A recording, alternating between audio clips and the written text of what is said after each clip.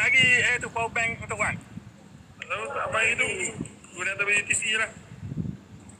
Ngantuk oi.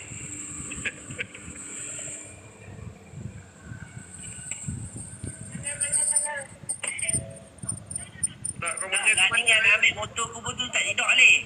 Macam mana ni? Anak ambil motor ku ni pun tak tidur. Macam mana ni? sebab apa dia? Oh, dia tak tidur lah dia ni. Aduh lelai. Tak masalah kali dengan aku tak tidur. Wilayah dah sampai gila apa?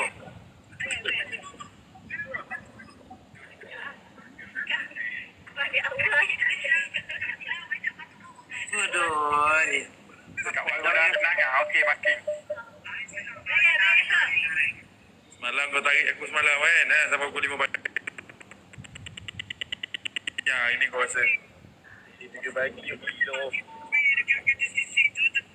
Tak, semalam aku kena celik. Sampai pukul 5. Lepas tu pukul 7, pukul 8.30 aku dah bangun anak pergi sekolah sukan. Barai. Pukul 8.30 dia lepas isyak dia aku tidur. Bangun pukul 4 pagi, aku dah cover dah. Ini korang pula rasa. Masalah aku tak cover-cover lagi ni. Semalam jadi ikat tu.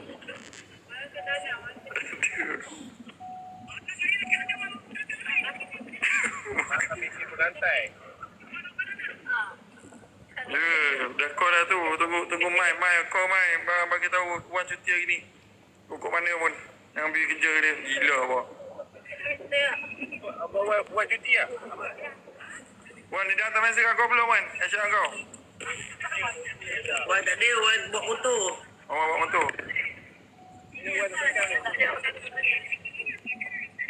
Nanti dah call dah HR dia tadi Wan EL. Suruh HR dia hantar tu Mai. Tolong Mai. Hantar mesej dekat Wan. Minta cuti. Suruh dia hantar mesej bagi Wan EL hari ni. Gaji Wan kita cover ni cuti sehari.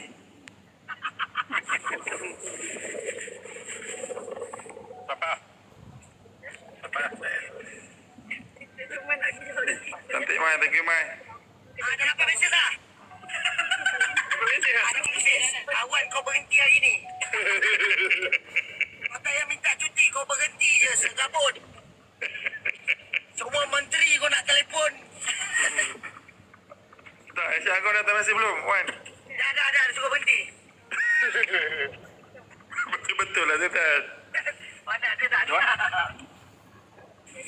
Nanti dia ada mesej. Aku dah bagi tahu dah. Saya tunggu awak lah sini kan.